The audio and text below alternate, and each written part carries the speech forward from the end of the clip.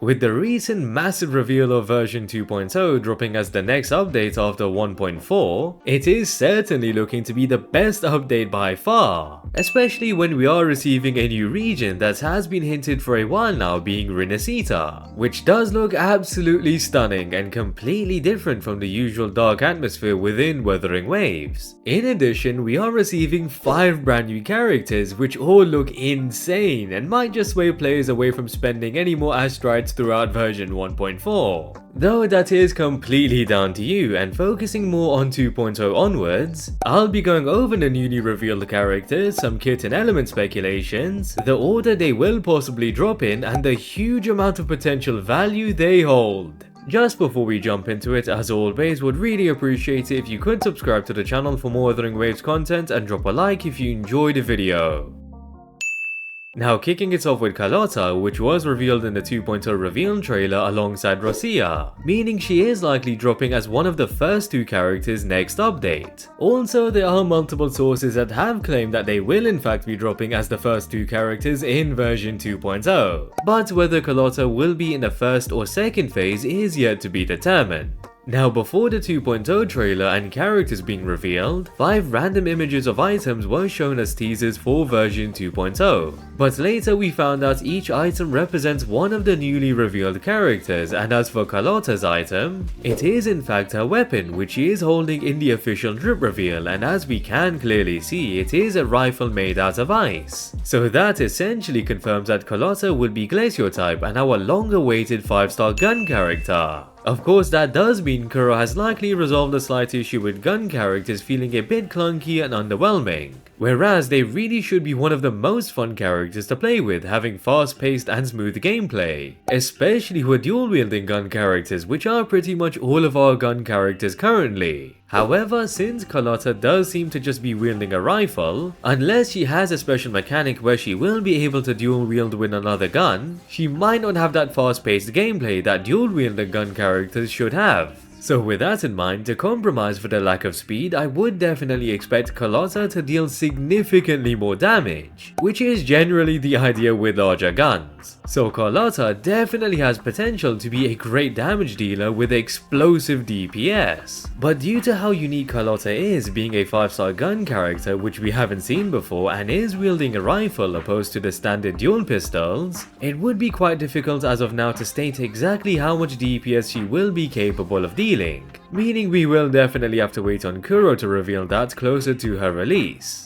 Though that being said, over time, DPS characters do become more powerful, and so it's safe to assume Carlotta will at least be a very strong DPS character overall. But amongst the top DPS characters is yet to be decided. Lastly, as for possible synergies with Carlotta, given she is a Glacier DPS character, Zhezhi will undoubtedly be either the best or one of the best sub-DPS characters for Carlotta, since she does provide 20% Glacier damage bonus through her outro skill. However, if Carlotta's damage mainly scales off resonant skill damage, then Zhezhi would in fact be made for Carlotta and will synergize extremely well together, which I do assume will be the case, and if so, that would boost Zhezhi's value significantly, as she would be considered as the best in slot for not only Jianxin but even Carlotta as well. Again, we will need to wait to see whether Carlotta deals a majority of her top tier damage as resonant skill damage, but either way, a 20% Glacier damage bonus provided by Zhezhi along with the other great aspects of her kit would synergize quite nicely with Carlotta.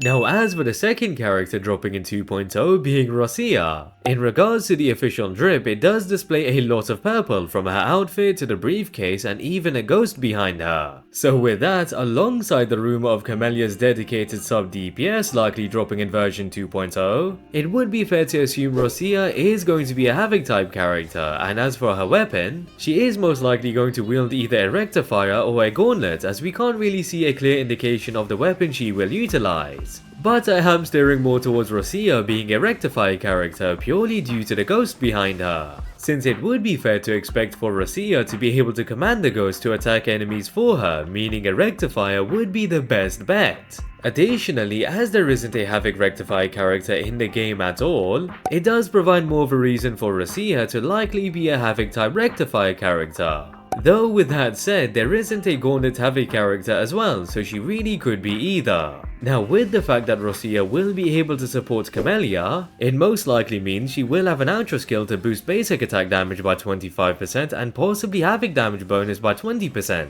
which would be the best outro skill for Camellia and so would allow Roccia to be the best possible sub DPS. However, if that outro skill is accurate, then Roccia would even be great for Havoc Rover, given they mostly deal basic attack damage when utilized as a main DPS, and of course they are a Havoc type character. So Roccia isn't exactly only Camellia's best in slot sub DPS but also Havoc Rover's, which would allow her to hold even more value. Additionally, given Roccia will be tailored for Camellia, abilities such as increasing resistance to interruption for allies could possibly be seen and would be extremely valuable, since that is pretty much the only major issue with Camellia when she is on field dealing damage. But again, that wouldn't just be valuable for Camellia, as every DPS would benefit, allowing Roccia to have a ton of potential value. Though with the kit aside, Roccia's design looks amazing, and especially her eyes being two different colors. So it's great to see that there is a ton of detail in Roccia's design, even though she is a must summon for most players due to being Camellia's best partner.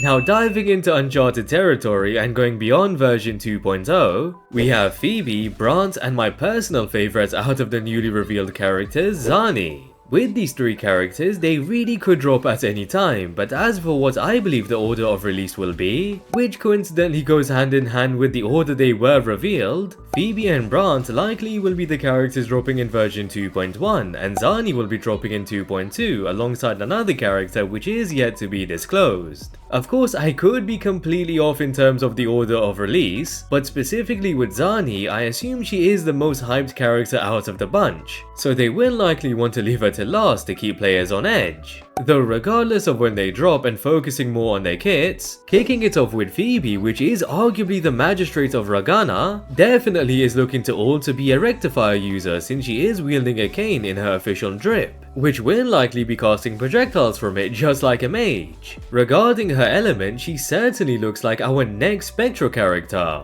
due to the colors used in her design and especially since she is likely the magistrate of Ragana, which means she will be similar to Jianxin and is the resonator linked to the sentinel of Rinascita. So with that, there is a ton of potential with Phoebe, as being linked to a sentinel will grant her an extreme amount of power. So we could either have another very powerful Spectra main DPS on our hands or possibly a Spectra dual DPS, which means she could then synergize with Jianxin and replace Zhezhi, as Carlotta will most likely be taking Zhezhi for herself anyways. So just like Jianxin, Phoebe could be an insane burst damage dealer, which means she wouldn't require that much field time and will take turns with Jianxin dealing explosive DPS whilst also buffing her. So there is a lot of potential with Phoebe, as if she does end up synergizing quite well with Jianxin, it will definitely make her a must summon for a ton of players. Now in regards to Brant, it goes without saying that he certainly has the most unique design out of all of the newly revealed characters, given his outfit does make him seem like a captain of a ship.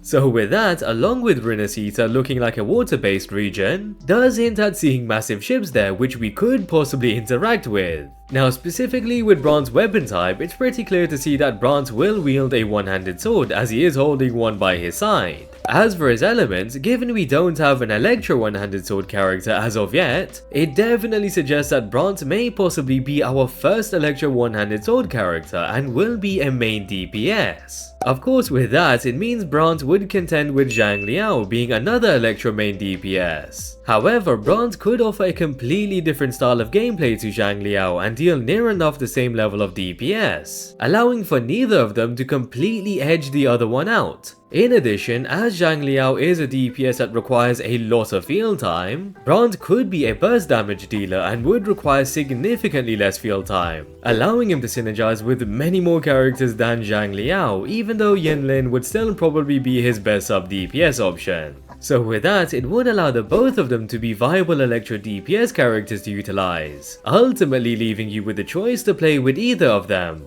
But regardless of performance, Brant's design will certainly carry, as he really does stand out from every other character in the game. Now as for possibly the most hyped character out of the bunch, Zani has taken that title with her clean and breathtaking design. Though as for her kit, considering the only elements left are fusion and arrow, I would think since we haven't received an arrow character since Jiyan that she will in fact be our new arrow DPS. But since there is no real indication of Zani's weapon, it leads to her possibly being a gauntlet character. So since we already have Jianxin, there's then more of a chance Zani will be a fusion gauntlet character. That being said, Zani could wield really any other weapon and it just wasn't shown in her drip market, which does push her back towards being our long-awaited new arrow DPS. But since we don't have a fusion gauntlet character in the game as of yet, there is then a chance of Zani being exactly that. With gauntlet characters specifically, we have received Changli, which is a great gauntlet DPS, but he isn't really a fully fledged brawler type like Yangyang. So Zani could be more of a brawler type damage dealer, and of course due to being a new character, she will likely be one of the best DPS characters in the game. Additionally, since Zani might be a fusion DPS character, a perfect synergy would be alongside Changli, given she does provide an increase in fusion damage by 20% and resonance liberation damage by 25%, which of course would be extremely valuable for Zani. However, as we know, Changli is played optimally alongside a dual DPS character, which means that if Zani is going to be a fusion DPS character that is made to synergize with Changli, then Zani likely will be an insane burst damage dealer which can quickswap with Changli. Lastly, again, if Zani is intended to synergize with Changli, then it would be fair to assume Zani can also buff Changli's damage in return with her outro skill, possibly being able to increase fusion damage bonus by 20% and resonant skill damage by 25%, thus allowing Zani and Changli to synergize extremely well together. Though that is all really specific, and it could be the opposite, where Zani is a main DPS that requires a ton of field time and will have a different playstyle to Changli, allowing you to pick and utilize the both of them as they do offer a different style of gameplay. But considering Changli buffs fusion damage regardless, she would still synergize well with Zani, even though it might be a bit difficult to play with Changli optimally. Again, I can be completely off as we won't know for sure till we are close to Zani's release. But either way, her design is amongst the best and will definitely pull players in no matter what. Overall, all of the newly revealed version 2 characters look amazing and completely different to the usual style of characters we have received since release. So they are certainly a breath of fresh air, and especially with the new area, given it's more bright, vibrant and bustling with much more life. Also, as seen with many other gacha games such as Genshin and HonkaiStarRail, version 2.0 is always one of the best updates ever to the game, bringing forth many new updates that completely change the game and characters that possess unique abilities that hold a lot of value.